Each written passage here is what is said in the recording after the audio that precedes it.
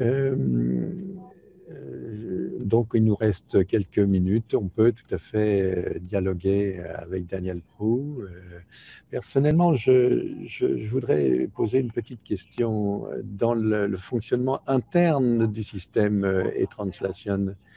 Est-ce que les relations sont de langue à langue ou est-ce que la traduction passe par des langues pilotes, d'un pivot, pardon, euh, et parmi les langues pivots, est-ce qu'il y en a deux, il y en a une, il y en a deux, il y en a trois ou davantage? Oui, les moteurs eux-mêmes sont presque exclusivement de et vers l'anglais, puisque à la fois c'est l'essentiel de notre production, soit de l'anglais, soit depuis l'anglais, soit vers l'anglais, et c'est aussi là que nous avons le plus de données. Et pour toutes les autres combinaisons linguistiques, on passe effectivement par le pivot anglais. C'est-à-dire que estonien, espagnol, ça sera estonien, anglais, anglais, espagnol. Mais on a constaté que c'était, même avec le pivot, c'était tout à fait utilisable. Il faut dire que comme nos textes sont assez spécialisés, assez standardisés, hein, la langue est assez standardisée, donc on retrouve un petit peu le même type de syntaxe d'une langue à l'autre.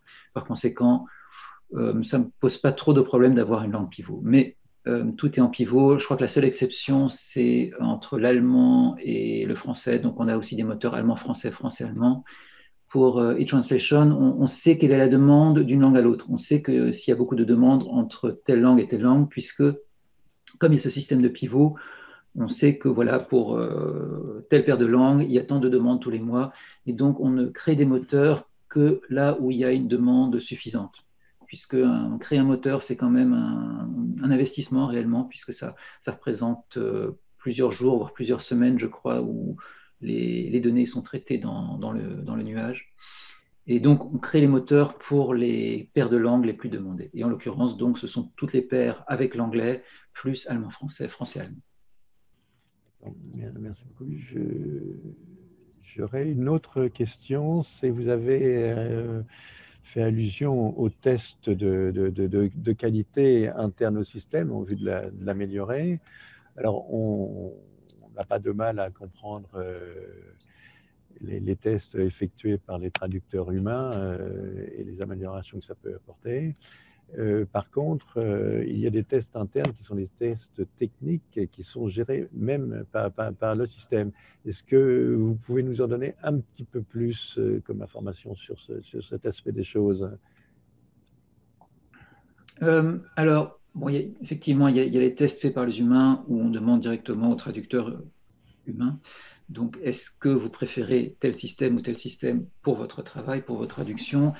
Après, tous les systèmes de mesure automatique avec des scores, hein, des notes pour chaque moteur, ce sont des notes telles que bleu ou terre. Enfin, je ne vais pas entrer dans les détails techniques plus avancés, mais essentiellement, ce sont des notes qu'on donne à chaque moteur pour connaître leur qualité. Et ce que fait l'équipe de développement, c'est au moment où ils développent un moteur pour une paire de langues données, donc ils vont voir la note qu'ils obtiennent avec certains paramètres.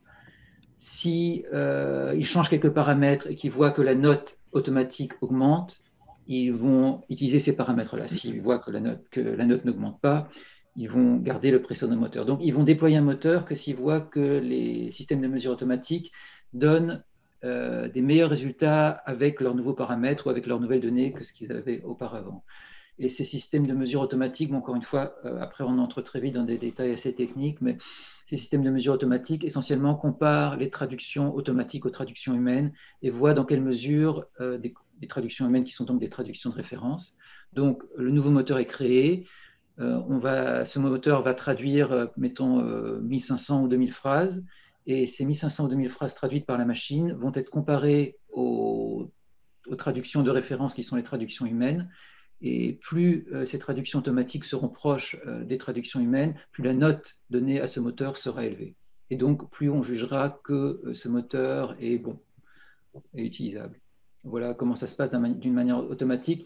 Mais encore une fois, c'est une étape qu'on utilise qu'au moment où on développe les moteurs. On ne l'utilise pas ensuite, par exemple, pour l'usage réel, puisque là, on a un seul moteur au chauffant. On en avait deux quand on avait encore la traduction statistique. Maintenant, on n'en a plus qu'un seul moteur, traduction neuronale. Voilà, donc vous voyez, c'était deux façons d'évaluer, deux façons différentes d'évaluer les moteurs. Oui, donc ce trick de contrôle ne débouche pas sur un système d'auto-amélioration sans recours en fait au contrôle humain, par exemple, pour isoler un type d'erreur qui est répétitif. Non, et ça c'est le point faible des systèmes de traduction automatique et en particulier des systèmes neuronaux, c'est qu'on a rarement la possibilité de corriger une erreur spécifique. Quand, mettons, un mauvais traitement des dates, par exemple, ça, à la rigueur, on peut intervenir.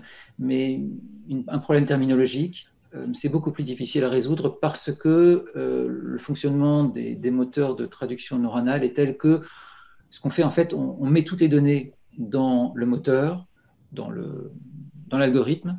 L'algorithme traite toutes ces données et ensuite va être capable de traduire, et c'est une sorte de boîte noire, c'est cet algorithme, ou plutôt le moteur résultant de l'application de l'algorithme est une sorte de boîte noire. On a du mal à intervenir manuellement. Ce n'est pas entièrement possible, mais c'est extrêmement compliqué. Et c'est aussi un domaine où il y a beaucoup de recherches à l'heure actuelle. Mais pour le moment, je ne vois pas tellement de possibilités de manipuler les résultats que fournisse la traduction neuronale spécifiquement. On peut intervenir encore une fois si on voit que, mettons, tel terme est toujours mal traduit, on peut intervenir en aval et dire voilà, on va faire un remplacement automatique, tel terme sera toujours remplacé par tel autre terme. Mais dans ce cas-là, on entre dans une autre problématique où, par exemple, dès qu'il y a des inflexions, donc les moteurs de traduction automatique neuronale gèrent très bien les inflexions, gèrent très bien toute la syntaxe. Mais si on commence à faire du remplacement automatique, il faut à nouveau repartir dans les problèmes d'adaptation de la syntaxe, etc. Donc, pour certaines langues, ça ne fonctionnera plus ou mal, etc. Vous voyez, il n'y a pas de solution miracle. Il y a une amélioration progressive, il y a certaines solutions qui se dégagent petit à petit, mais pour le moment, on n'est pas encore là. Donc, il n'y a pas beaucoup de possibilités d'intervenir sur les résultats que produisent les moteurs de traduction neuronale. Merci beaucoup. Est-ce qu'il y a des questions? Non, je voulais poser une petite question. Carlos. Bon, donc là, actuellement, d'après ce que vous nous indiquez, tout passe par l'anglais ou presque. Est-ce qu'on risque un jour, enfin, où on aurait un jour la possibilité de contourner ces langues pivots et avec la traduction automatique améliorée, être capable de faire directement la traduction d'une langue à une autre sans passer par l'anglais?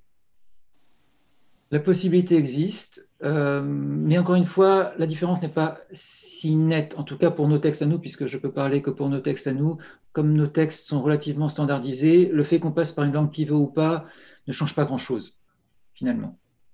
Qu'on fasse une traduction directe maltais vers finnois, ça ne change pas grand-chose par rapport à maltais-anglais, anglais-finnois. Pourquoi? Parce que les concepts, la phraséologie que nous utilisons à l'intérieur des institutions européennes est relativement bien établie, donc elle sera toujours relativement constante d'une langue à l'autre, même si, bon, effectivement, il y a les spécificités linguistiques, mais fondamentalement, ce qu'on a vu aussi, ce qu'on a vu y compris dans les chiffres, on a vu que le fait de passer par une langue pivot ne dégradait pas beaucoup, légèrement, mais pas beaucoup la qualité du résultat. Donc, c'est pas pour moi, en tout cas, ce n'est pas un problème majeur le fait de passer par une langue pivot, et on peut très bien le fait de passer par une langue pivot, ça réduit beaucoup les ressources nécessaires pour mettre en place un système de traduction automatique, puisqu'on a besoin de, vous voyez, au lieu d'avoir besoin de 24 x 24 moteurs, on a besoin de 24 x 2 moteurs. Donc, ce n'est pas du tout le même investissement financier, finalement, parce que c'est quand même une question d'argent au bout du compte. Et ça permet quand même de fournir des moteurs qui fonctionnent de toutes les langues de l'Union vers toutes les langues de l'Union. Et donc, finalement, c'est un problème de rentabilité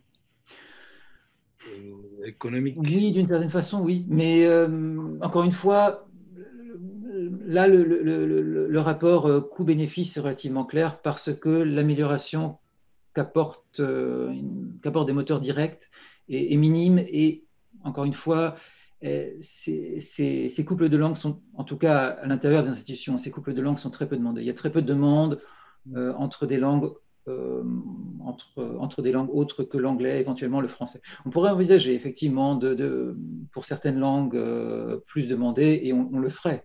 S'il y avait beaucoup de demandes, on construirait des moteurs directs. Mais pour le moment, on ne voit pas cette demande à l'intérieur des institutions pour des couples de langues autres que l'anglais et partiellement partiellement le français, un petit peu l'allemand. Mais politiquement parlant, ça peut être intéressant de se poser la question. Parce qu'il y aura ce que j'avais souligné tout à l'heure, c'est-à-dire que la traduction automatique, si elle ne favorise pas cette différence qui existe actuellement entre les, disons, grandes langues et petites langues, ben, il y aura toujours une certaine discrimination par rapport aux populations qui les parlent. Oui, mais encore une fois, et bon, moi je ne peux pas tellement juger parce que je pratique que les grandes langues, donc je vois les, que les, que les résultats du français vers l'anglais ou du français vers l'allemand, etc. Encore une fois, comment dire, les progrès en matière de traduction neuronale, en matière de technologique, permettent de surmonter le fait qu'on passe par une langue pivot. Vous voyez, le fait de passer par une langue pivot, ça représente qu'un facteur minime par rapport aux progrès qui sont effectués en matière de technologie neuronale. Donc maintenant, pour le dire autrement, un moteur entre le suédois et le tchèque qui passerait par l'anglais donnerait de meilleurs résultats qu'il y a 2 ans, un moteur qu'on aurait construit directement entre le suédois et le tchèque. Vous voyez, donc il y a des progrès quand même. Donc, est-ce que ça répond un peu à votre question? Bah, c'est-à-dire, ça répond en partie, bon, mais c'est vrai que politiquement, on doit se poser peut-être la question, parce que finalement, on continue de favoriser toujours une langue qui, bon, sans être officielle pour l'Union européenne, devient incontournable. Aujourd'hui, le Royaume-Uni sort de l'Europe, donc c'est quand même paradoxal qu'on puisse continuer d'utiliser, d'un point de vue politique, une langue qui n'appartient ou à très peu de pays de l'Union européenne. Oui, là, c'est un autre débat, c'est un débat plus politique, donc moi, je ne vais pas entrer dans ce débat-là, je peux vous donner des réponses techniques. Et encore une fois, bon, la traduction neuronale a vraiment changé la donne, y compris pour des couples autres, enfin, qui ne font pas appel à l'anglais. Donc, il y a effectivement, il y a toujours des limites, il y a toujours des choses, il y a toujours effectivement cette dépendance à l'égard de l'anglais, mais en même temps, la possibilité existe maintenant aussi pour des Polonais de lire des informations rédigées en portugais, et ça fonctionnera très bien. Ben, merci beaucoup pour vos réponses. Et s'il n'y a plus de questions? Si, j'avais une question. Oui. Je voulais savoir, est-ce que le traducteur automatique de la Commission européenne pourra être mis en ligne un jour pour que chacun puisse l'utiliser? Il est accessible en fait aux administrations publiques, aux universités aussi européennes. Ce que je vous suggère, c'est de rechercher e-translation dans Google. On n'y échappe pas. Et vous trouverez, le premier résultat que vous trouverez, c'est une page qui présente le service. Et vous verrez, bon, la page est en anglais, elle n'est pas traduite, je crois, ce qui est évidemment un petit peu embarrassant, mais vous verrez que sous Access, il y a les informations pour se connecter. Donc, si vous appartenez à une université en Europe, vous verrez qu'il y a une procédure d'accès. Il faut une connexion avec EU-Login, qui est le système d'identification des institutions européennes, et ensuite une page où on s'enregistre en tant qu'utilisateur de e-translation, et là, vous aurez accès à l'interface que j'ai montrée un peu plus tôt. Merci Donc, beaucoup. juste une recherche en Google.